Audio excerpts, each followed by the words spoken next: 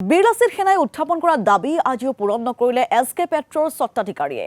বিতৰ্কিত এছ.কে. পেট্ৰৰ স্বত্বাধিকাৰী শ্ৰীকৃষ্ণ আগৰৱালৰ সৈতে আজি পুনৰ আলোচনাত মিলিত হৈছিল বীৰলাচিত সেনা। পূৰ্বতে বীৰলাচিত সেনাই উত্থাপন কৰা দাবীসমূহ 7 দিনৰ ভিতৰত পূৰণ কৰাৰ আশ্বাস দিছিল শ্ৰীকৃষ্ণ আগৰৱালাই।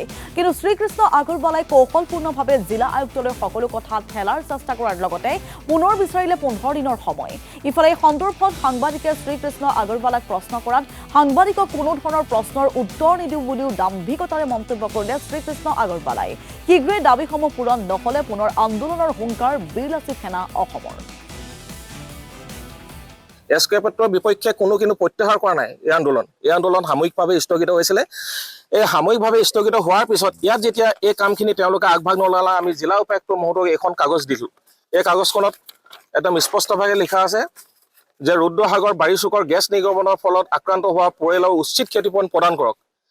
বীৰলাচিত সেনা অসম আৰু শিৱসাগৰ জিলাৰ এছ.কে. পেট্ৰৰ প্ৰতিবাদথলীত দিয়া লিখিত প্ৰতিশ্ৰুতি পূৰণ নকৰাৰ বাবে তেওঁলোকৰ ওপৰত উচিত ব্যৱস্থা গ্ৰহণ কৰিব লাগে। আগন্তুক সময়ত এনে ঘটনা যাতে পুনৰবাৰ নহয়, মানুহৰ জীৱন যাত্ৰা সুৰক্ষিত হয় তাৰ ওপৰত কটকটীয়া ব্যৱস্থা গ্ৰহণ কৰিব লাগে।